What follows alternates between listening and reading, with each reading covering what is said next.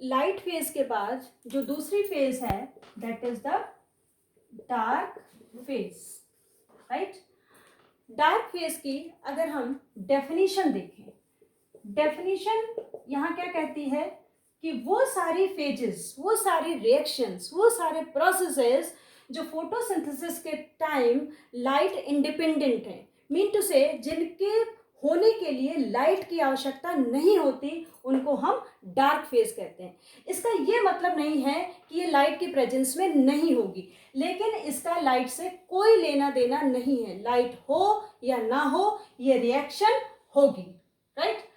इसके बाद हम बात करते हैं साइट ऑफ डार्क रिएक्शन।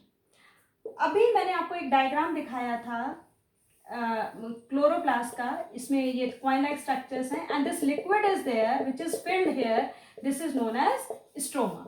ये stroma is the site of dark reaction, right. इसके बाद हम देखेंगे इसकी रिक्वायरमेंट क्या है। रिक्वायरमेंट मीन टू से कि ये रिएक्शन क्यों हो रही है, ये फेज क्यों आ रही है। यहां पर अगर हम देखें तो इसका एक नाम और दिया गया है जिसको कहते हैं बायोसिंथेटिक फेज।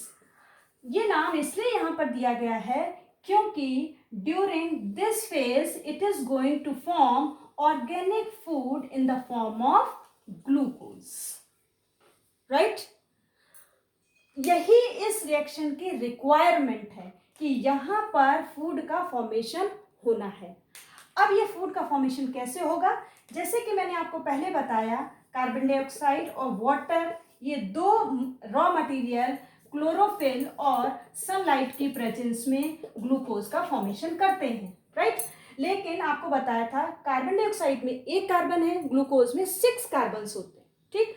तो कार्बन के बीच में बॉन्ड बनाने के लिए हमें एनर्जी चाहिए। ये एनर्जी कहाँ से आ रही है, ये एनर्जी आ रही है लाइट रिएक्शन में जो एसिमिलेटरी पार स्टोर हुई है। कौन सी स्टोर हुई है, NADPH और ATP, इनके अंदर एनर्जी है। ये एनर्जी अपनी डोनेट करेंगे। अब आप समझिए लाइट रिएक्शन की इंपॉर्टेंस, कि लाइट रिएक्शन में जो ये एनर्जी बनी है, ये एनर्जी ये डोनेट करते हैं during the dark reaction to form bond between carbon and carbon molecule.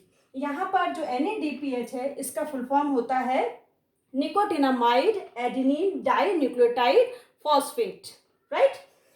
अब हम देखते हैं कि डार्क रिएक्शन क्या हो रही है, कैसे होती है।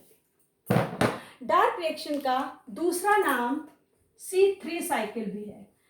इसका नाम C3 साइकिल इसलिए है क्योंकि जब ये रिएक्शन स्टार्ट होती है तो उसका फर्स्ट स्टेबल प्रोडक्ट 3-फॉस्फोग्लिसरिक एसिड होता है, 3-फॉस्फोग्लिसरिक एसिड, इसीलिए इसे हम C3 साइकिल कहते हैं। This is the first stable product of dark reaction, right. इसका एक और नाम है that is kelvin Benson cycle. इसका नाम केल्विन बेंसन साइकिल क्यों है, क्योंकि ये वो दो साइंटिस्ट हैं जिन्होंने इस रिएक्शन को डिस्कवर किया था। उन्हीं के ऑनर में इस साइकिल को हम केल्विन बेंसन साइकिल कहते हैं।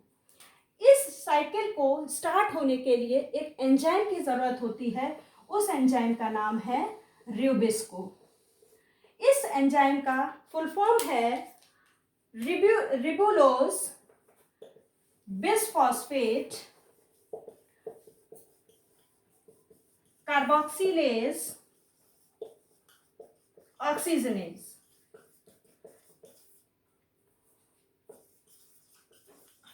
ये इस अर्थ का मोस्ट अबंडेंट एंजाइम है। मोस्ट अबंडेंट एंजाइम का मतलब हुआ ये एंजाइम जितना इस अर्थ के ऊपर है इतना कोई दूसरा एंजाइम नहीं है, राइट। अब हम पढ़ते हैं C3 साइकिल कि एक्चुअली C3 साइकिल में क्या होता है। इसको मैं आपको दिखाऊंगी एक डायग्राम के थ्रू। ये एक चेन ऑफ रिएक्शंस है जिसमें फर्स्ट एक कंपाउंड है जिसका नाम है RuBP। ये सेल के अंदर ऑलरेडी प्रेजेंट होता है। ये एक टाइप की शुगर है, 5 कार्बन शुगर है जिसकी सेकेंड पोजीशन पर फॉस्फेट ग्रुप अटैच होता है. During the photosynthesis carbon dioxide and water, both these things are required. This carbon dioxide is coming from the atmosphere. ये एटमॉस्फेयर से आ रही है, राइट? और ये दोनों एंजाइम ये दोनों कंपाउंड यहाँ पर रिएक्शन करेंगे. ये रिएक्शन किस एंजाइम के प्रेजेंस में करेंगे? रुबिस्को एंजाइम के प्रेजेंस में करेंगे, राइट? ये रिएक्शन जो होगी इसका नाम होगा कार्बोक्सिलेशन. इसका कार्बोक्सिलेशन क्यों है? क्योंकि यहाँ पर कार्बन डाइऑक्साइड मिक्स हो रही है इस शुगर के साथ, इसलिए इसको हम कार्बोक्सिलेशन कहते हैं. जब ये कार्बोक्सिलेशन होगा तो फर्स्ट स्टेबल प्रोडक्ट क्या बनेगा? मैंने अभी बताया आपको 3-फॉस्फोग्लिसरिक एसिड, राइट? अब जब ये 3-फॉस्फोग्लिसरिक एसिड बनेगा, इसके बाद जो ये एसिड बना है इसका रिडक्शन होगा, राइट? जब ये रिडक्शन हो रहा है तो यहाँ पर अब आप देखिए इंपॉर्टेंट चीज, एटीपी और NADPH जो कि लाइट रिएक्शन में प्रोड्यूस हुए थे वो इस रिडक्शन में यहाँ पर यूज होंगे.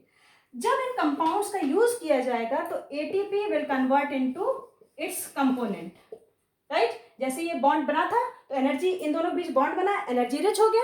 जैसे ही ये बॉन्ड ब्रेक होगा ये एनर्जी रिलीज कर देगा और NADPH will convert into NADP, right?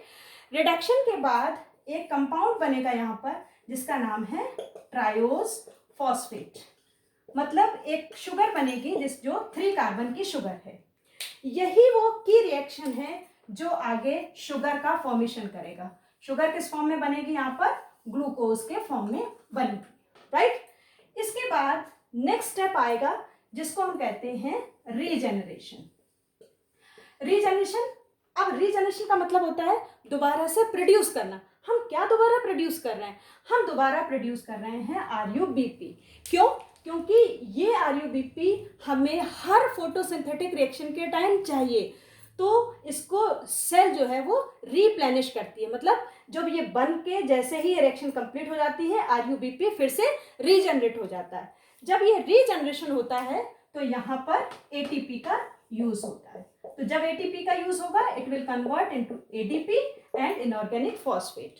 और इस तरीके से ये फाइनली RUBP फिर से सेल में स्टोर हो जाएगा. नेक्स्ट कार्बन डाइऑक्साइड मॉलिक्यूल आएगा, फिर ये प्रोसेस होगा और ये RUBP को रीजनरेट करेगा और साइड बाय साइड यहाँ पर ग्लूकोज का फॉर्मेशन होगा. इस तरीके से यहाँ पर 3 मेन रिएक्शन हुई जो आप देख सकते हैं. First is carboxylation, second is reduction and third is regeneration. This is all about the dark reaction. Now, thank you. अब हम नेक्स्ट वीडियो में बात करेंगे factors which are going to affect the process of photosynthesis. Thank you.